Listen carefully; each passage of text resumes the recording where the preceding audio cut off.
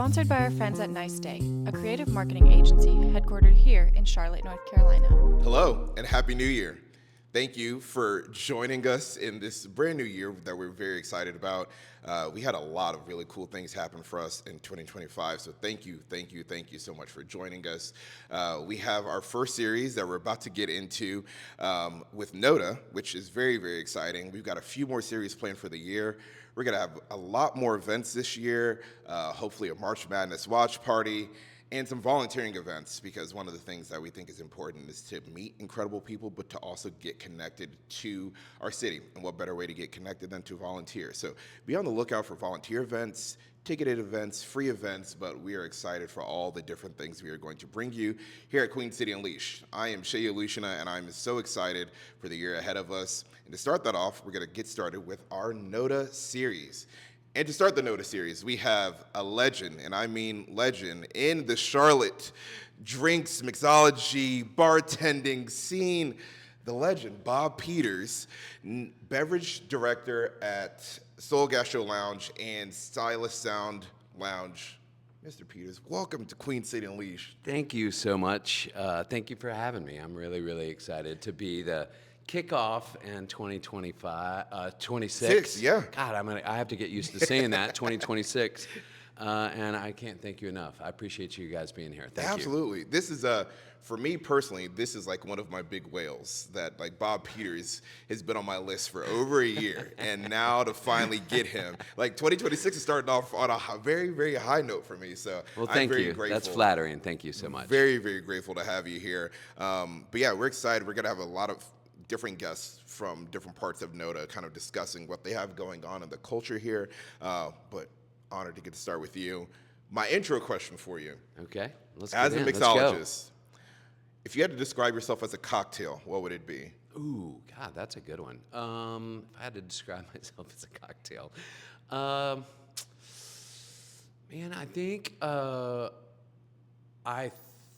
I might like one of my favorite all-time classic cocktails. Right, Okay. We got to talk classics. It might be a Sazerac. That is an ancient New Orleans cocktail, possibly one of the oldest, if not the oldest cocktail ever made. Like there's two camps, either say that it's the old fashioned or the Sazerac. Okay. They're both from about the mid 1800s, and it's from New Orleans, and I love New Orleans. But it's just super boozy. It's typically made with cognac or rye, which I love both of those things to the nth degree. And I do mine a little different, and so I think that it's a very versatile cocktail. I think it's something that's good in the summer. I think it's something that's great in the winter. So I don't know. I might be a Sazerac. Okay. Well, next time I come see you, I feel like I'm gonna have to order a Sazerac. Oh yeah. Okay. Maybe I'll make you one here in a second. Ooh, that could be fun. Okay. I thought of this question for you, and then didn't even have a really good answer for myself. One that I enjoy, but I don't think it'd be a drink that describes me, is the espresso martini. That's a newer drink for me, but it's not one that describes me. It's one that I've become more fond of because I was very anti espresso martini for a long time. Me too. Now have a very strong appreciation for them, but for me, I'm a bourbon guy, so my drink would have to be. You're back in my good graces. Oh yeah, no.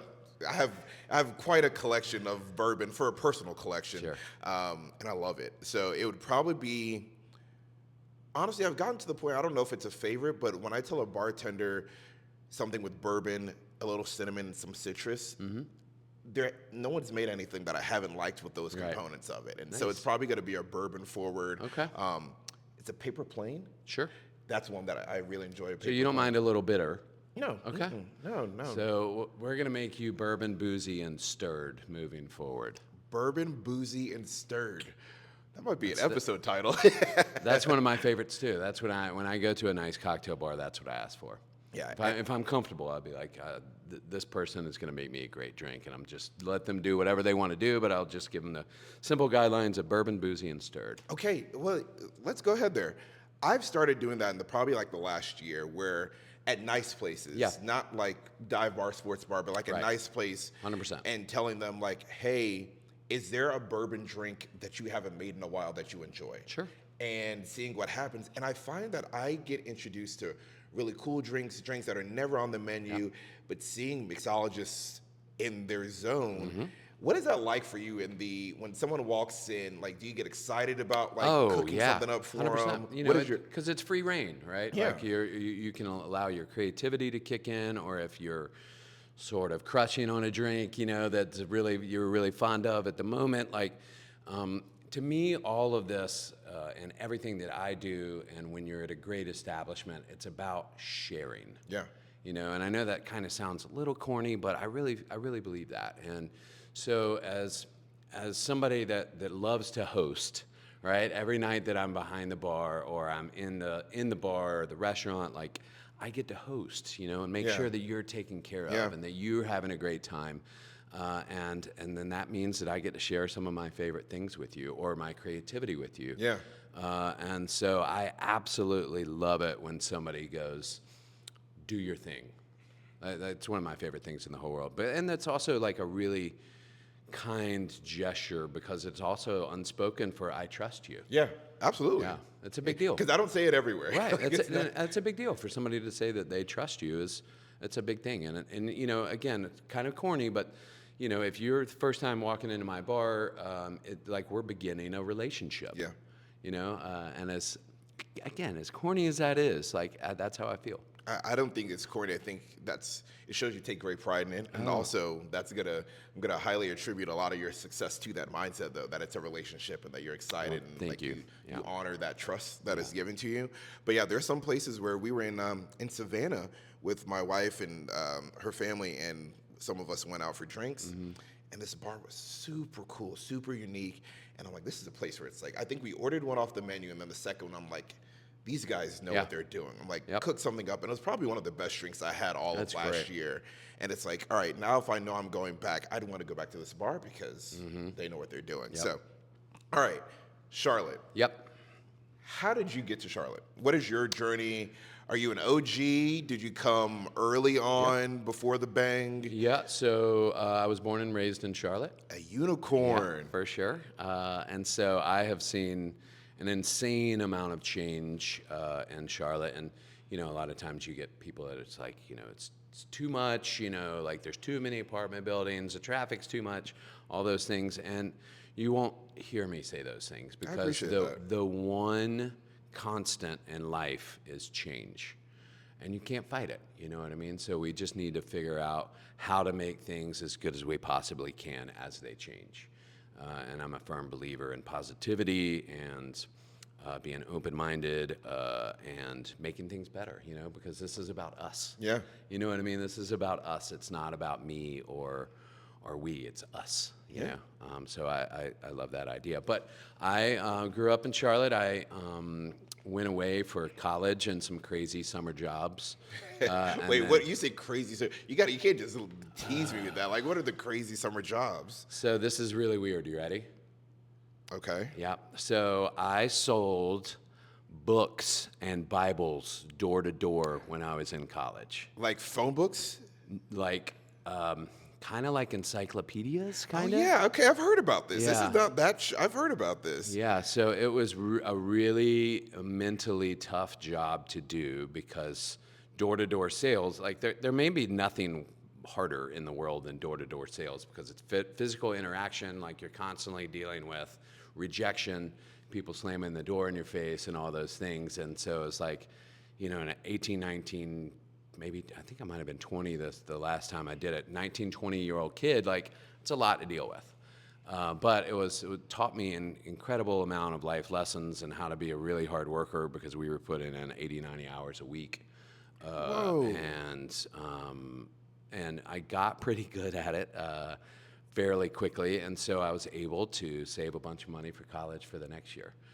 And I bought a car one year with it also. Oh, So, you were balling. I mean, balling may be a bit of a stretch. I mean, but, if you bought a you know, car, like from the job. well, and it wasn't cash, but I put the down Yeah, payment down. still, You know what I yeah. mean? Those type of things. But no, it's great. Again, taught me a lot of life lessons. But that was in one summer we were in Arkansas, and one summer we were in Louisiana. So that's my crazy hot. summer. Door to door in Louisiana is hot. It was like it was my like goodness. living in like an oven.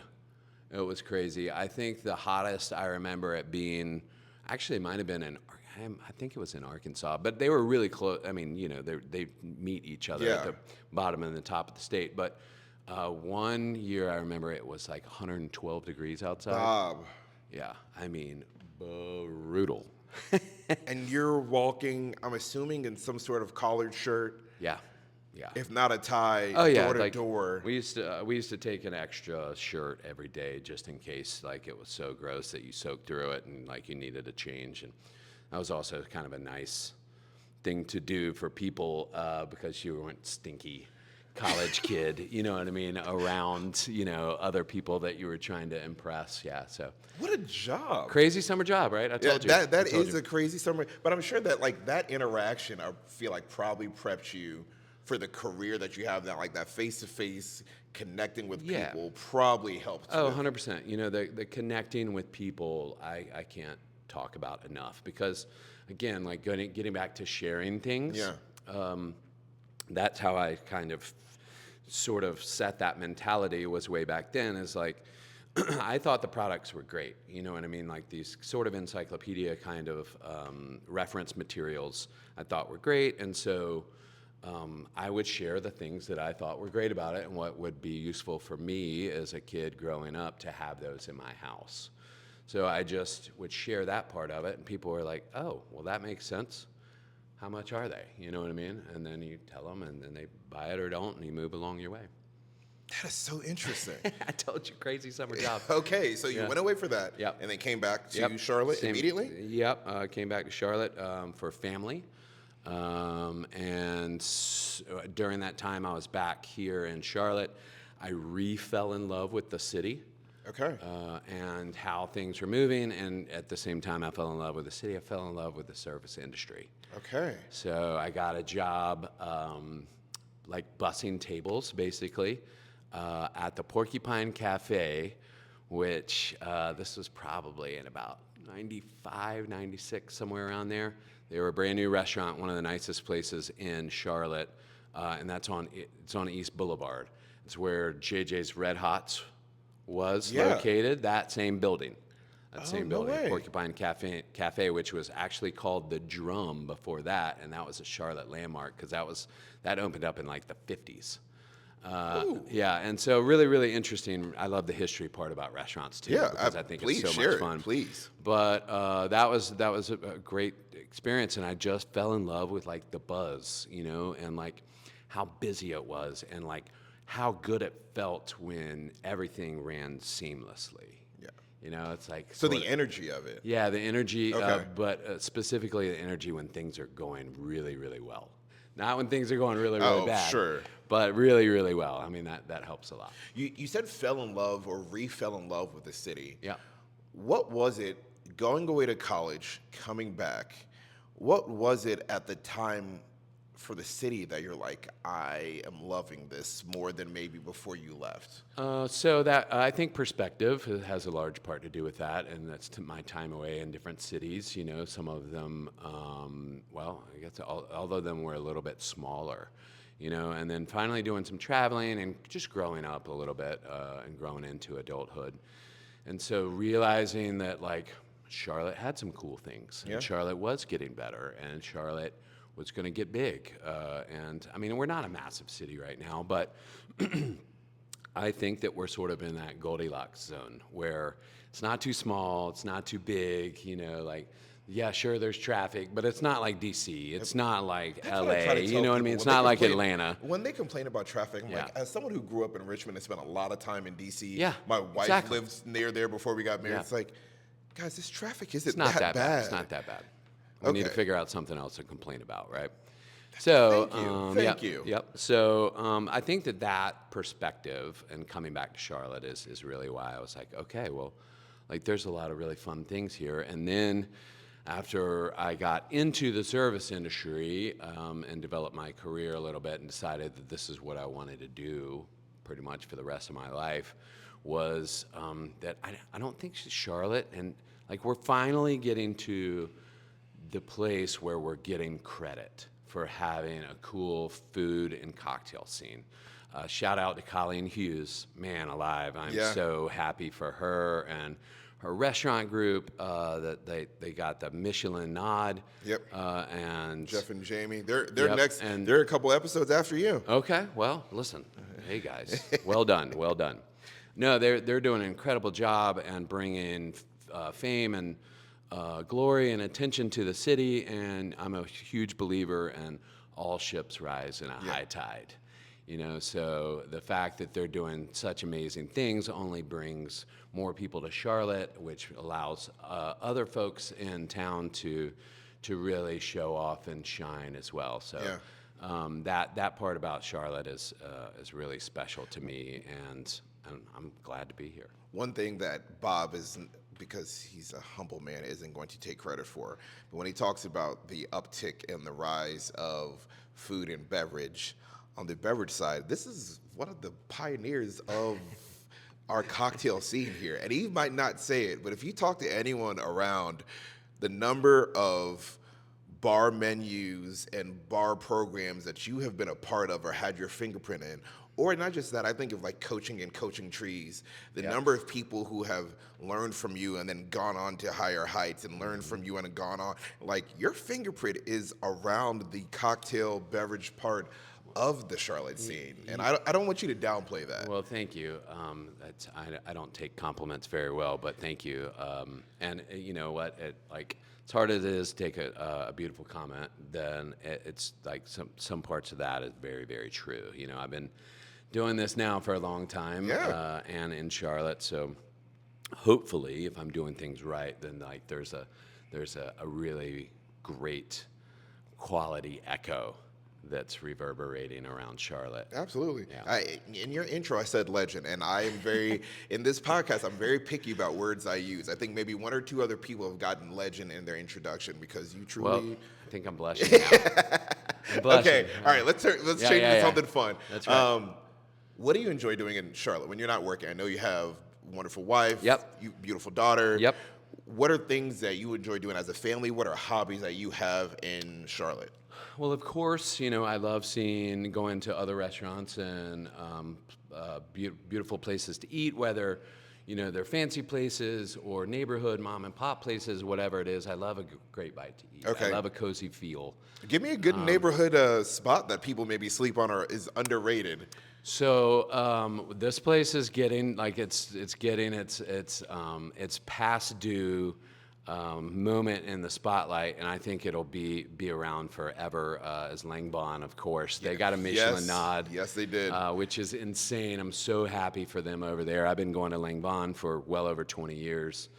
And when my daughter was just a baby, and my wife and I would walk in there, the owner, Jan, would scoop up my daughter and take her into the back and make her homemade orange juice and show her around the kitchen, and like every time it was like that. And so they're definitely like family over there. Oh, that's awesome. One of my other favorite places is Las Margaritas on Independence, right by Sharon Amity.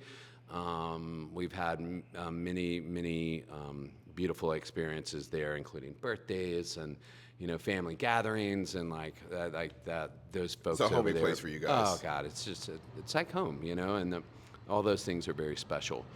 And I'm not opposed to a fancy bite to eat either, you know. Where is Bob Peters going for a fancy bite? Anywhere they'll let me in.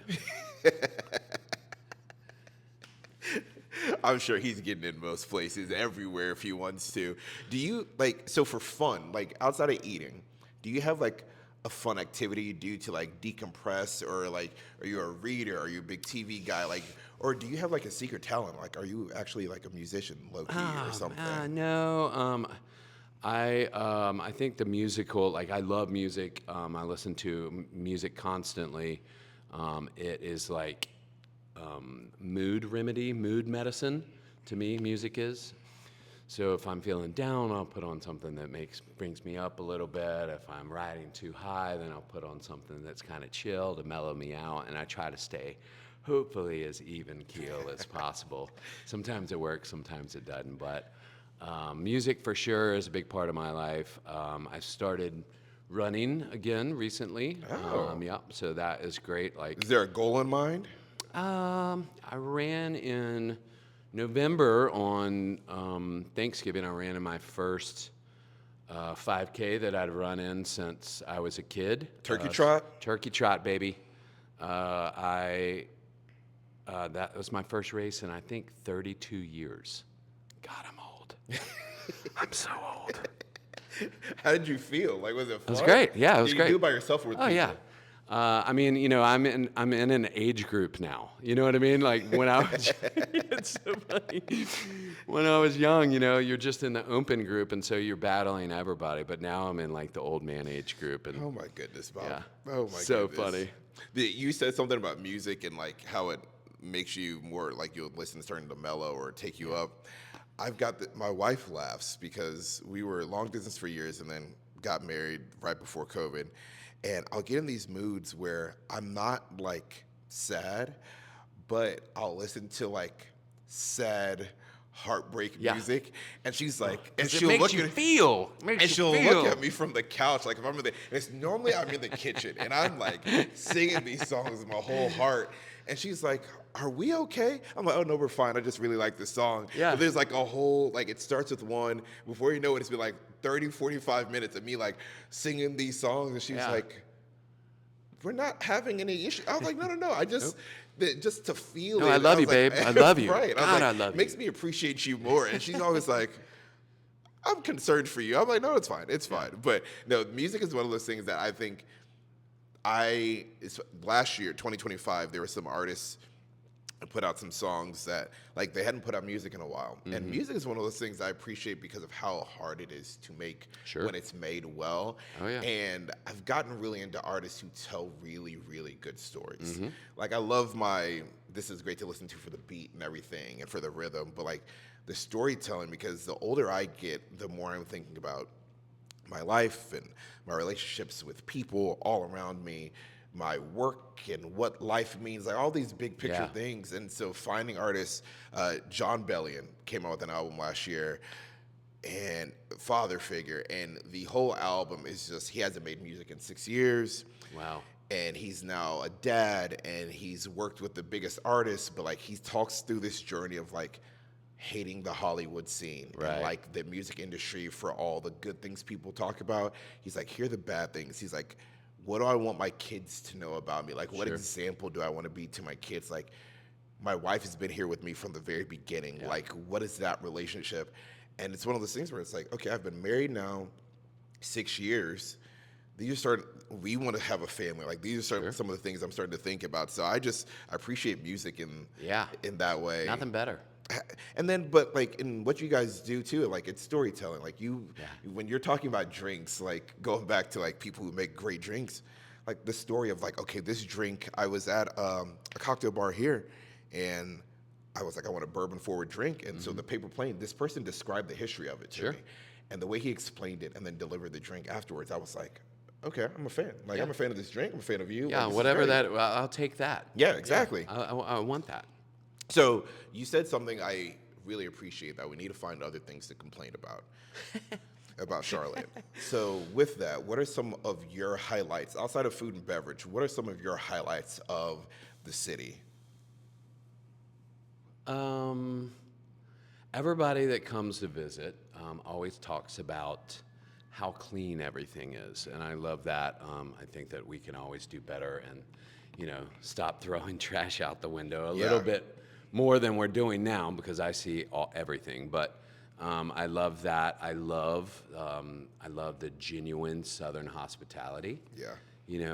People actually caring and holding doors for each other and saying hello. The and, wave, the Southern wave. Like the Southern wave in the car. When you don't know somebody, you just throw up two fingers, hand on the steering wheel, throw up two fingers, as you're driving past them. Or like letting another car pass first or something like that. Like all those little things are things that I really, really appreciate. And common courtesy, man. Yeah. Common courtesy goes such a long way to making your day better. Absolutely. And those little things, I think, add up to making you and other people have a good or a great day. Yeah, I 100% agree. Yeah. the city is Southern, but doesn't feel too Southern, Yeah. which I appreciate. Yeah, you know, the term New South gets thrown a lot, I'm gets not thrown familiar with around that a lot. So it's like a modern Southern city, you know what I mean? Oh. Not stuck in any of the past Southern ways that have negative connotations to it, but like the modern version of Southern and all of its glory, all of its goodness. I like that. Yeah. The New South. The New South. Because you're right. When people hear the South, there are a lot of negative connotations sure. and history that goes with that. But the New South, where we're taking, I guess, the pieces that we appreciate and kind of leaving the rest of the nonsense out of it. Yeah, that's right. Okay. All right. We're going to start talking about your career as the mixologist that you are. Were you serious about wanting to make drinks? Because we can do that. Yes. I might have to get us a bucket of ice, but I can definitely do that. Bob, you know what? Pivoting, because this is not a setup. At some point towards the end, we are going to cut it off and start back again, and we'll get behind the bar and we can continue this. Okay. That'll be awesome. You got it. Okay, so in your time in Charlotte, what got you from bussing tables to mixologist? So the first bar that I worked at was funny. It was a little tiny dive bar called the Elizabeth Pub. It was on the corner of 4th and Torrance, 1427 East 4th Street. I still remember the address. And if I focus really hard, I might be able to tell you the phone number, but that might take a minute. So we'll skip that for now. But that was the first place. I sort of fell into that job because the owner was talking to one of the employees, and I think there was just the three of us in there at the time. I mean, the place was always dead. You know, they had a couple of pool tables. There was no windows in the place. Ooh. There was some dartboards in the back that nobody ever. A classic dive bar. Classic. Okay. With an incredible jukebox, you know what I mean? Ooh, okay, wow, yeah. And like there was carpet on the floor, but there was no vacuum cleaner. We didn't have a vacuum cleaner, but there was carpet on the floor. Oh my goodness. And so, like, if somebody spilled a drink, it was like, no, it's not that big a deal. Just you know, stomp it out. Just sort of wipe it in the carpet, you know. And it was a beautiful, beautiful dive bar. Anyway, I lucked into working some shifts there, and I felt like that's where I sort of realized that behind the bar, like, you're the host of the evening. You know what I mean? And it's like you've got guests, like your house guests are in, and you're just trying to take care of everybody, make everybody happy. But from there, I worked at a couple of different places, and then eventually, I think really where the door opened for me and my understanding about how amazing cocktails could really be was when I first worked at Soul back probably 2009, 2010 or so. Before anybody really was doing it in Charlotte, we started at Soul, we started tinkering around with like really amazing cocktails and classic cocktails. And I remember one of the first drinks that I ever really tried that turned a light bulb on was a Corpse Reviver No. 2. Yeah, it's a classic cocktail by a rock star bartender from the Prohibition area, a guy named Harry Craddock, who worked in London. He was a New York City bartender, but when Prohibition started, he was out of a job, so he moved to London so he could continue his craft. And so he worked at the Savoy Hotel in London, which is still one of the nicest hotels in London, and again, very influential still today on how we drink. Anyway, so I had this cocktail, and it had absinthe in it. And so that is, anybody who hasn't had absinthe, you have to try it. But it is very anise. It's very licorice. Yep. And I'm not a big fan. But the way that it was used, very subtly and sparingly, and it layered into the cocktail. So I tasted the gin and the lemon, and then subtly at the finish, I tasted the anise. And lemon and licorice go together like peas and carrots, man. It's weird. It's really weird, but it's delicious, and it triggers something in your head where, you know, like you kind of have fireworks going off. You know what I mean? Like Ratatouille. You remember? Yeah, one of my favorite scenes in I tried any to- movie history ever. I And try to it, explain that to my wife when I talk about grapes and cheese. Yeah. When he had his brother, he's like, eat the grape, eat the Yeah. cheese, eat them together, and the music yeah, changed. and the she's fireworks like, go off yeah. over his head. Yeah, no, She thinks I'm crazy. That's what happened when I tried it. And so when I drank that, I was like, oh God, that's what just happened. How do I? And I took another sip, and it happened again. And I was like, all right, how do I do that, but with other cocktails? Can I do that with, is there any other cocktail I can do that with? So I went down the rabbit hole, of course, and started finding things. And then eventually I was like, okay, how do I do that with things that I create? Wow. Yeah, so that was a big turning point in my career as a bartender, was working at Soul. And the great thing about that is now I'm back. He's back. I'm back, baby. I'm back. Yeah, so it's definitely like a full circle moment Yeah. for me, and I love the owners here. They're such easy people to work for. Andy and Lisa Castanis they're friends. I call them friends, and I happen to work for them. Yeah. And so it's just easy. It feels good. It's Yeah. comfortable, and Can you give me a little more of that?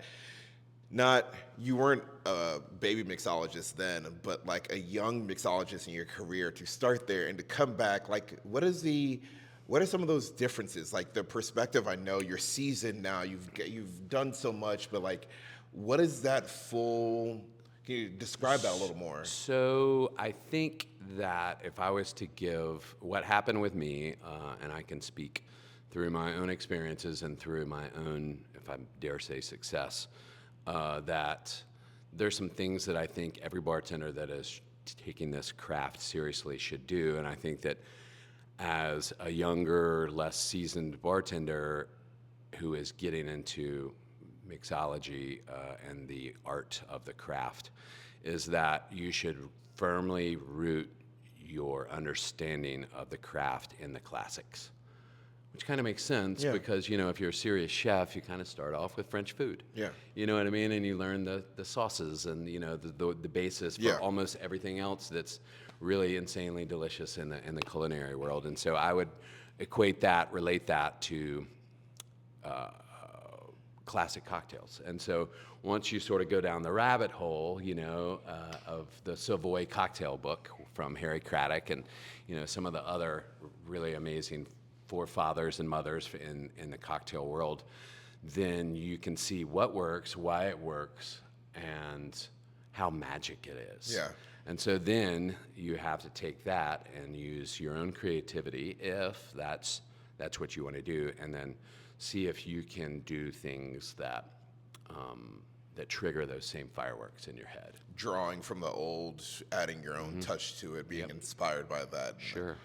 I mean, if you haven't had a really amazing classic cocktail, I think it's hard to create your own custom cocktail before, because you're just like throwing things together, you know what I mean? And like, I don't know, chocolate and coffee should go very well together, but I've also seen it done very poorly, things like that. That's probably a bad example, but that's the idea, right? Yeah. So when you're crafting, what inspires you? Because like we said, mixologists, like it's an art, and there's also probably a little science of like flavors that mesh well together. But like, what inspires you when you're like, you know what, I want to do this menu, because you've done this many different times in your career. I'm going to do this menu with these drinks, and then you'll go and do it again, and the menu is completely different. So where does that inspiration come from? How long does it take sometimes? So first, I start with the season. Okay. Because everybody likes to drink with the weather. If it's 10 degrees below, there we go. There's wifey right there. Let's answer it. Oh my goodness. Let's answer it. Check this out. Hey, babe. Hi, Lovey. How are you? Good. How are you? I'm good. I'm in the middle of a live podcast right now, and you're on. Hello. Oh, hi. So exciting. I love it. Yeah. Well, I just called to say that I love you. Oh. It's good. I was bragging on you earlier, so this works out well for me. Plus, I'm we've had a smashing weekend. So thanks for everything you do for us. Oh, thank you. All right. Well, listen. Okay, call me later. I'll Have call you fun. later. Okay. I love you. Bye. Love you too. Bye. Bye. See? Isn't she great? This is what I love about this podcast is because we don't take ourselves too seriously. You're the first person to actually pick up the phone call, and I'm like, you know what? I'm sorry. What's the worst that can happen? And we get a beautiful "I love you," and I just wanted to tell you we're having a great weekend. Like, how sweet is that? Like, it's welcome to Queen City and Leash. There we we're go. gonna have Welcome fun. home. Welcome home, right? Okay. Yeah. Where were we? I'm sorry. No, we were talking about seasonal. Seasonal, like yeah. crafting menus and like where you start. So season, like I think that it's really, like, you know, if it's 2 degrees below zero, like it's hard to drink a super summery, refreshing cocktail. Like in the winter when it's really cold outside, I want something a little bit more aged. I want something a little bit more spirit forward. I love my bourbon in the winter. You know, I love my dark rum. I love my dark tequila. You know, those things make me feel a little like you're sipping on it, you know. You're not knocking it back trying to quench your thirst in the winter. Inversely, you know, in the summertime, I don't want to necessarily, like if it's 112 degrees outside, I don't necessarily want to drink an old fashioned. Nope. Maybe not, you know. If I just come in from cutting the grass, I might try to chug something, you know, as opposed to having something that's super stiff. Like, nobody wants a shot of bourbon after you're cutting the grass. No. You know, well, actually, that may not be true. Bourbon's kind of good all the time. Yeah, I was but gonna say, you know what I'm depends on saying. the bourbon. I would just go with the lighter bourbon. Like, I would just find one that's a younger, lighter bourbon. Sure. Have some summer bourbons. An Irish whiskey, which is what I call a diet bourbon. Bourbon light. Just 1 calorie. So you start with the season, and then what else goes into like the flavors and all so of then that? I think about flavor combinations that are interesting. So one that I just came up with on the stylist menu for the first menu that we have done here is I wanted to do something that was sort of straddled that idea of seasonality, but still be firmly rooted in cold weather. Okay. And so even though apples are a fall fruit, they save into the winter, right? And that's one of the beauties about apples is that you can have fresh apples because they save so well. Okay. You can have those in the winter and they're fresh. So I chose green apples because I wanted to do something tart and tangy. And I was like, all right, well, like apple martini, you know, like that is one of the bane of my existences because I lived through that whole thing in the 90s, which is where the espresso martini comes from. That's why you don't love espresso That's why I don't love them, martinis. because I have made 1 million of those before, and now they're back to haunt me again. At any rate, So and when you come see kid. Bob, if you love him, don't order an espresso martini. Please don't. If you hate him, just say that and order the espresso martini. So You can tell me that you've been drinking espresso martinis. What should I drink tonight? And that's a little bit more fun for me, but it's not always about me. If you want your espresso martini, I'll make fun of you and then get you one. He'll probably Yeah, get you one of the that's right. best ones in the city. So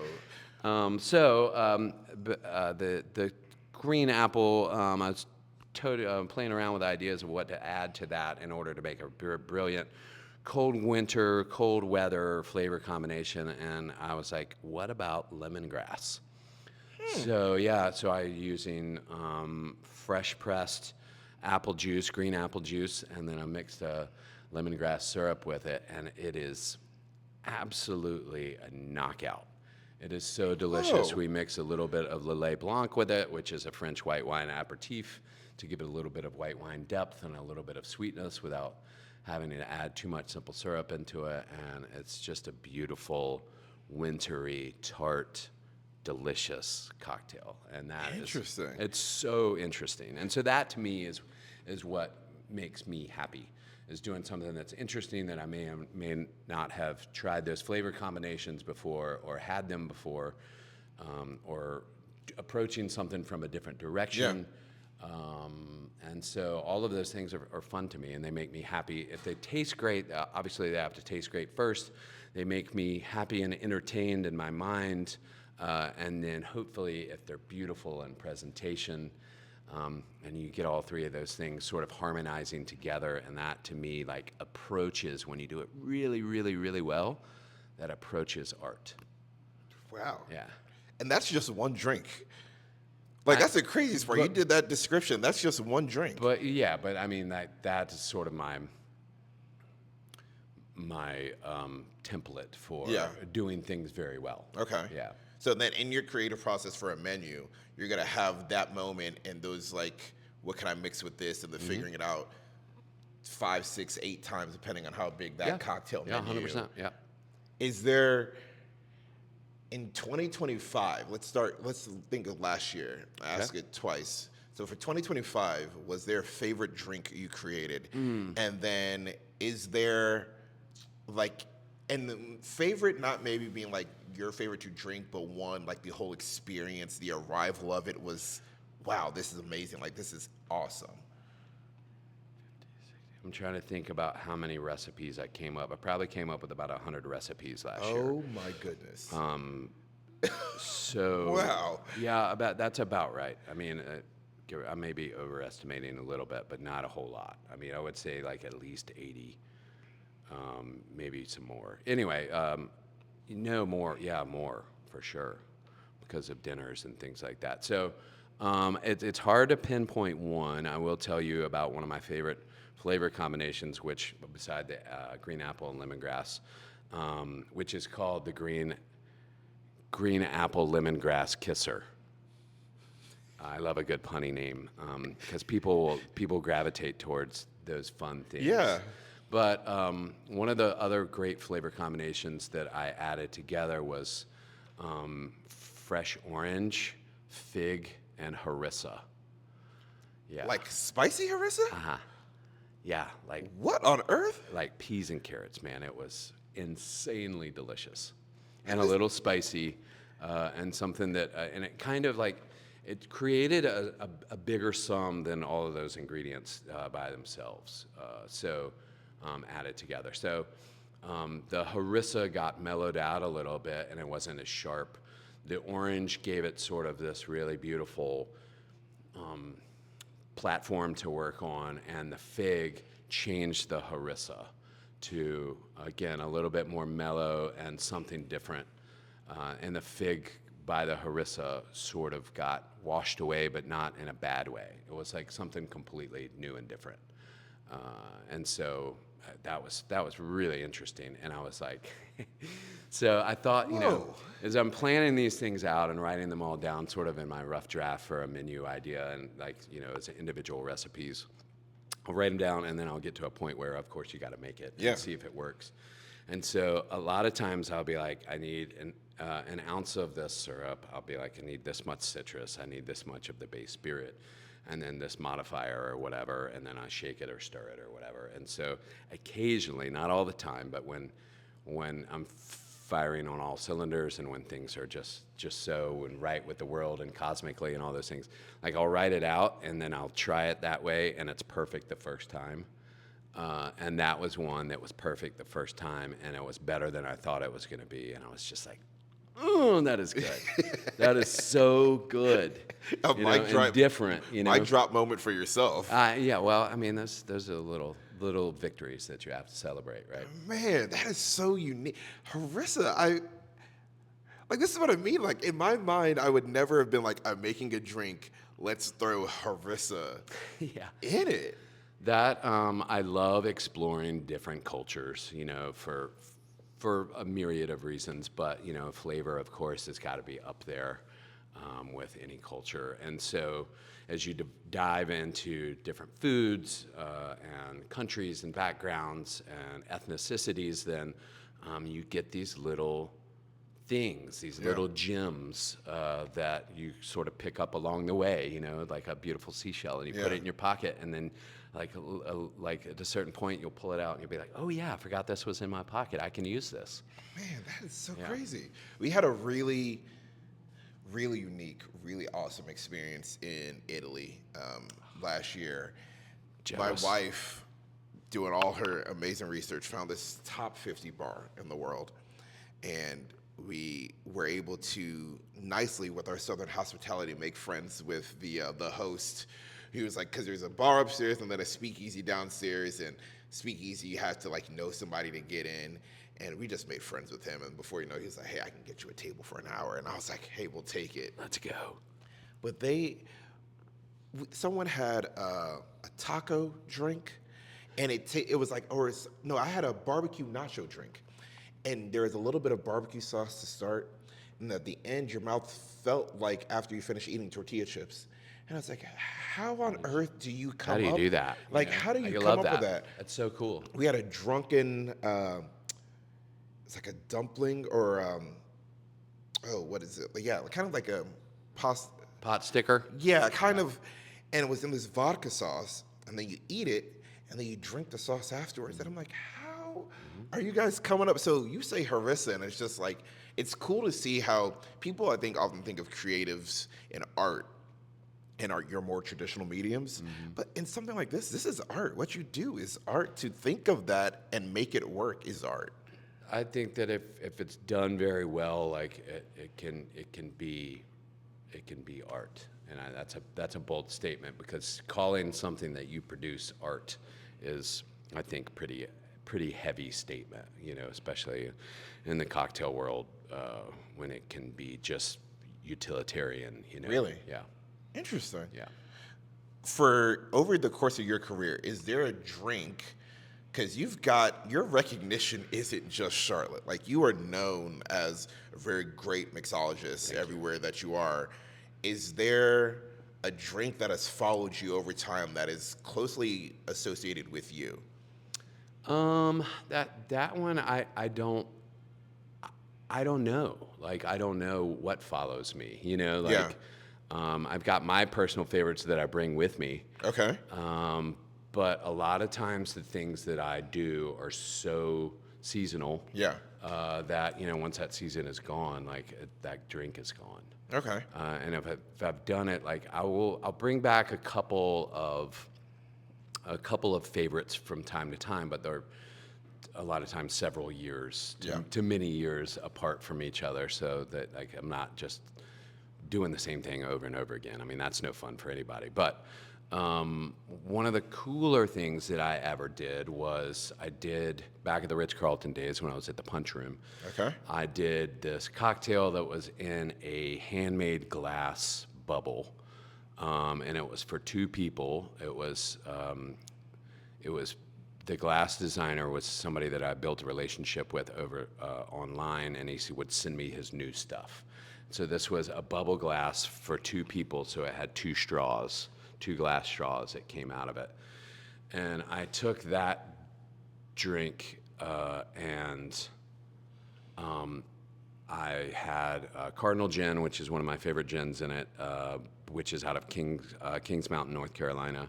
And I put an apple brandy in it from Durham, North Carolina, and then a couple of other ingredients that were homemade, and then sprinkled some hibiscus flowers in it. Okay, yeah. Now, this was for Valentine's Day, so a cocktail for two, right?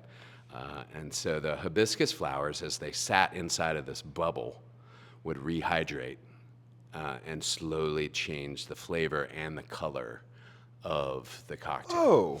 And I also put some edible white flowers that were inside of that, so it was sort of a yellow color until it changed to this deep red color, and then the white flowers would pop and stand out more distinctly as a garnish.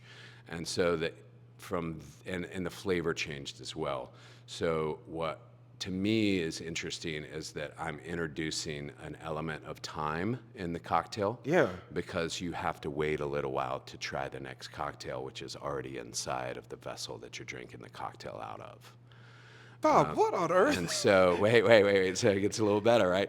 So I wanted to keep it cold and like show off another technique. So I took a bowl and I froze. There's a way that you can freeze Prosecco and make ice out of it. So I made Prosecco ice and put that in a bowl that I put the glass in to keep the drink cold, and I served it with spoons.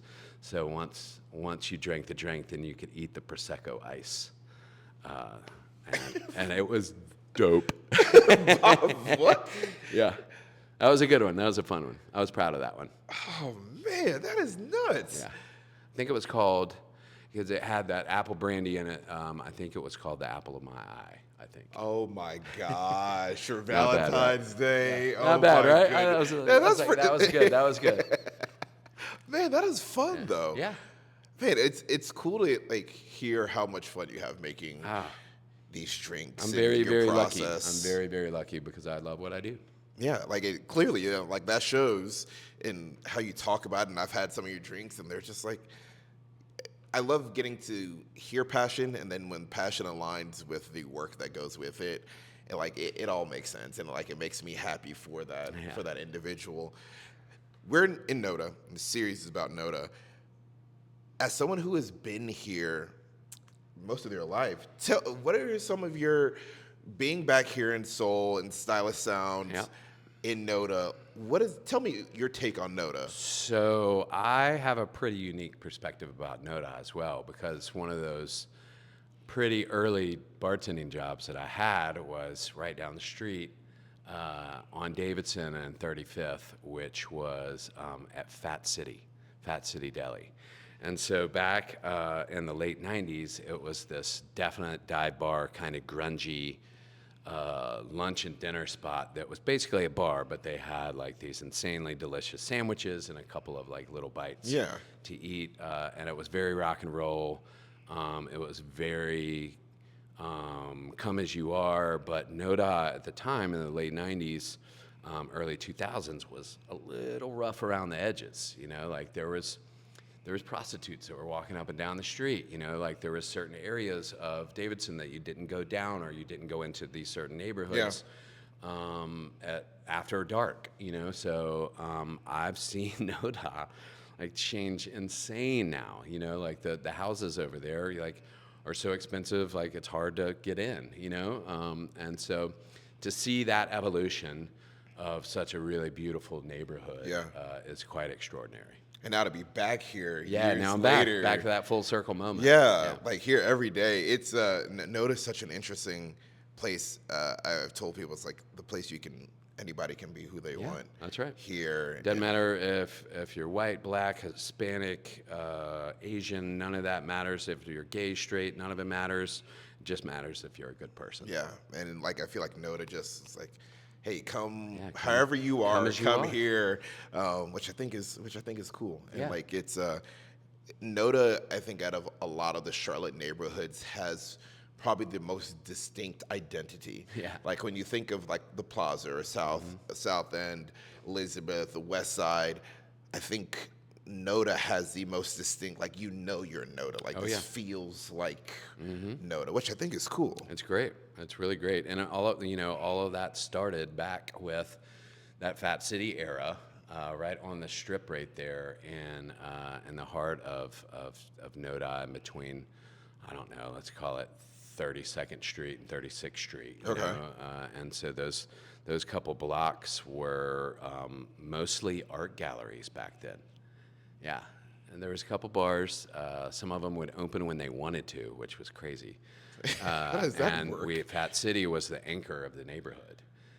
And so the art galleries would have a gallery crawl once a month, and tons of people from all over Charlotte would come to go check out all the galleries and all the new shows in the galleries. And so it was a big deal. Gallery crawl was a big deal.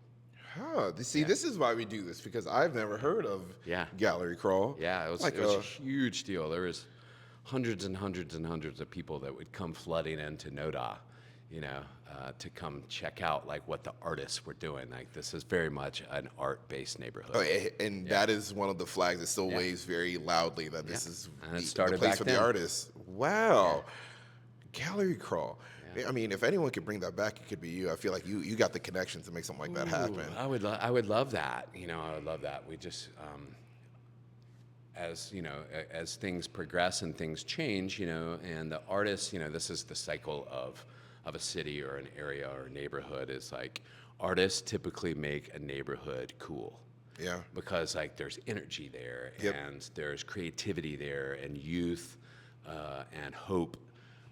And so then from there, people were like, all right, well, I want to move over there. And so these places that are cheap enough for starving artists to live now start to become more expensive. They make it too cool. And too cool, right? Make it too cool. And then the artists can't afford to live there anymore. Well, But hopefully the legacy always continues Yeah. and remains like that. The heart of an artist neighborhood will always be here, and I think it will. that is awesome. Yeah. Okay, we're going to transition. We're going to give us a second. We'll be right back, and we're going to transition to behind the bar and see what Bob. I'm excited about this. Are you ready? I'm very excited about it. Okay, we're back, and we're behind the bar, and I'm so excited about this. We're going to make a drink. This is the first time we're doing anything like this, so thank you so Yeah. much. What a way to kick off the year. There we go. So what are we making? So, as we talked about earlier, the Sazerac, right? Okay, a classic. Yeah, a classic. Again, I do mine a little different. So, like if somebody's like, "That's not a Sazerac," be like, "Okay, It's a all right, Bob all right. Peters This is- Sazerac. This is my version, and I actually like this one a little better than the original, and I'm say that very humbly. Okay. Okay, so we're going to start off with in this. We're going to start to vary this immediately right off the bat, as we're going to put a nice, big, beautiful ice Okay. cube in a glass, and this is a stirred cocktail. So we're going to take our mixing glass and add some ice to it, and then we're going to use some Southern Star Double Rye. Okay, shout out to Southern Star. Southern Star, man, they're one of my favorites, and they're out of Statesville, North Carolina. You know, I have my fondness of our local spirits, and this stuff is fantastic. So we're gonna do 2 ounces of that. They've got a great team over there at Southern Star. I've Yep. gotten to hang out with a few of them, and they are good people. We're gonna use some rich syrup, and we're gonna use a very small amount because this stuff is thick. What syrup is this? This is a rich syrup.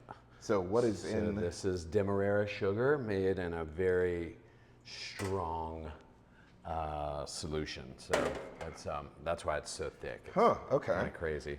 And then instead of using Peychaud's bitters, I'm going to use some Angostura here. I have a question for you, Bob, Yeah. with the bitters. Yeah. And this is like, as someone who's not a mixologist, a bartender, that brand is the most popular bitters brand I feel like you can see anywhere. It's the standard.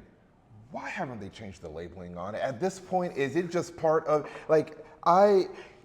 we have so many better ways for it to. Okay, so the story goes, whether this is true or not, the story goes is that 2 brothers started the company. Okay. And one of the brothers was in charge of getting it off the ground and the money, and the other guy was in charge of like the packaging and the marketing and stuff. Now this is an old company. And so basically the first set of labels that they got were too big for the bottles that they had, and so that's why it's stuck up over there. But Yeah. they couldn't afford to get the labels reprinted, so they just had to use the labels that they had. And so that basically then became an iconic look for my the brand, goodness. even though it was an accident, later to find out it's a happy accident, so they stuck with that idea all of these years. I've seen it for years, and I'm like, Why don't haven't they fix it? fixed it? No, like, we it's- have the technology. Again, like Okay. happy accident turned into like an That was just their iconic thing. pillar of their brand. yeah. Okay, all right. See, learn something new. Learn something new. Okay, so this is where the absinthe comes in. And so you can just put like the smallest amount in there, right? And you kind of, just a little bit. just a little tiny bit, right? And so we're gonna kind of coat the inside of the glass, and then we're gonna pour it out. So that is called rinsing. So we rinse the glass with okay. absinthe. The absinthe is so strong, That even that will. then you gotta smell. Oh yeah, that's in there. It's in there, right? Like it might as well be a glass full of Yeah. absinthe, right? It's that potent in proof and in flavor intensity. Really, really amazing. So we're going to get that there, and we've got 2 ounces of our Southern Star Rye in there. We've got a 1/4 ounce of our dim, and we've got a couple of dashes of our Angostura bitters. Now we stir, and I think it's your turn to Oh stir. goodness. Yeah, that's right. Is there a technique here? Is this correct?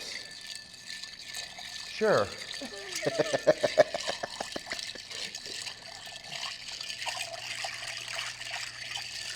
Perfect. Okay. Okay. Well done, sir. So we're going to take this and we're going to strain this into our glass with our big, beautiful cube. I love how calm that is. Yeah. It's hypnotizing. And then last but not least, we're going to take a little bit of a garnish here. We're going to express some lemon rind over this. So we're just going to take a nice swath of lemon. That's wonderful. And then I'm going to get this lemon oil out, and you can see it kind of squirt out there. And we're going to rub it around the edge of the glass really, really nicely so that every time you take a sip, There's always then you some get lemon. a little bit of that lemon oil in there. And then we're going to plant that flag down in there. And then that's how it's served right there. It's so simple, so beautiful, so delicious, so boozy. And again, this is one of those really magical cocktails that I think works very well in the summer as well as the winter, but it's cold outside, so we're going to call this a winter cocktail. Bob right now. Peters Sazerac. Yeah, so good.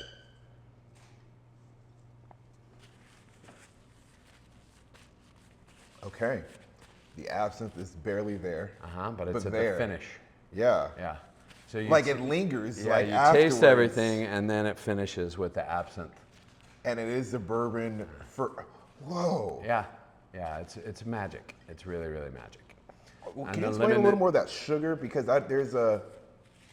What kind of sugar was this? So this is Demerara sugar, and so this is a part of the funness of my job is learning things that are lesser thought about. So Okay. like, how much do you know about sugar, right? Yeah. It's wild. So like, white sugar is very much processed, right? Refined, yeah. And so they take sugar cane, right, and they boil it down, and what happens is there's a byproduct of that, and that's molasses, Okay. right?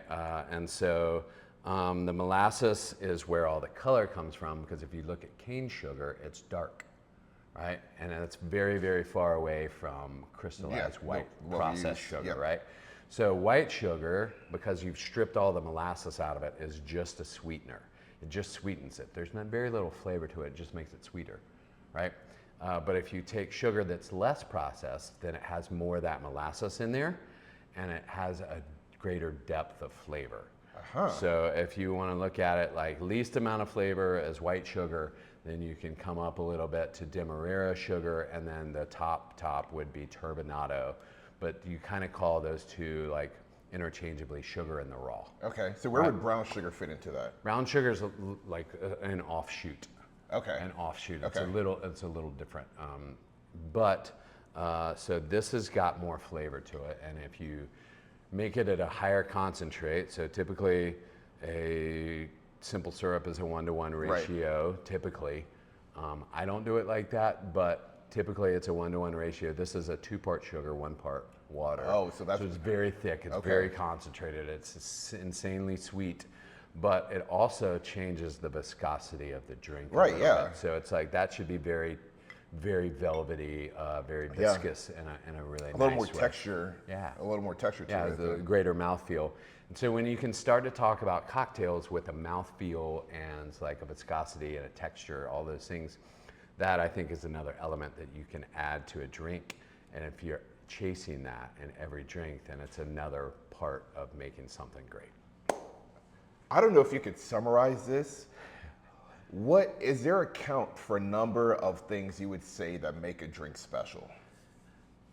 No, a bazillion. You know Okay, what that's I mean? what A I didn't bazillion. know if there was a, because now we're talking about viscosity, but then there's going to be sweetness and forwardness of the liquor, or so like there's just that's what I think makes it so countless. cool. So what I like to tell people that are either my guests or people that I'm working with is like there's not one thing that you can do in particular to make a great drink, and inversely, like there's not one thing you can do to have a great cocktail program, right? What it is you take lots of little things and you do them extremely well and stack them on top of Before each you other, know it.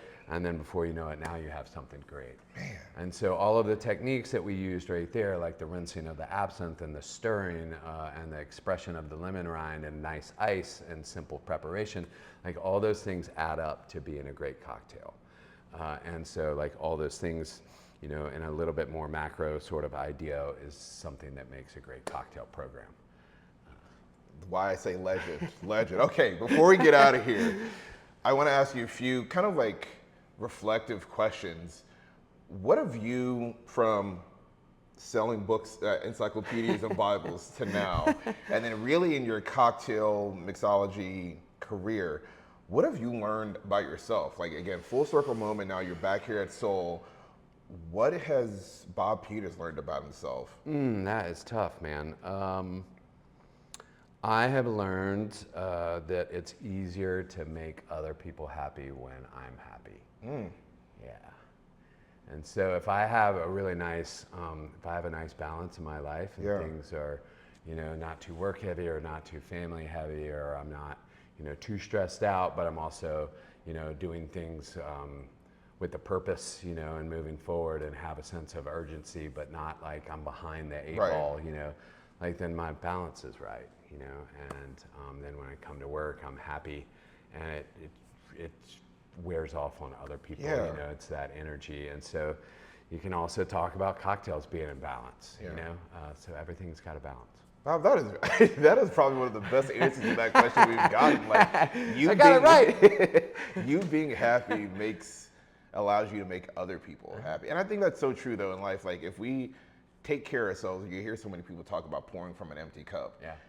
And after a while, you get burned out. And this is where we lose like incredible people. They become shells of themselves. And so being able to take care of yourself first, man, that's awesome. All right, bigger scheme, Charlotte, and maybe even just the whole industry. When it's all said and done, you'll probably always still be making drinks. But what do you hope is your impact, your legacy as Bob Peters in this industry? In the immortal words of the brain, tonight we're going to try to take over the world. It's the same thing we do every night, you know. But I want to leave my mark on Charlotte, and I want to create a legacy for my wife and my daughter, and for all the folks in the service industry that come after me. You know, I want to leave Charlotte a little better than when I found it. Bob, I'll tell you, it's a lot more than a little better already, and you are still here. Thank you so much for allowing us into your space. Congratulations on coming back home.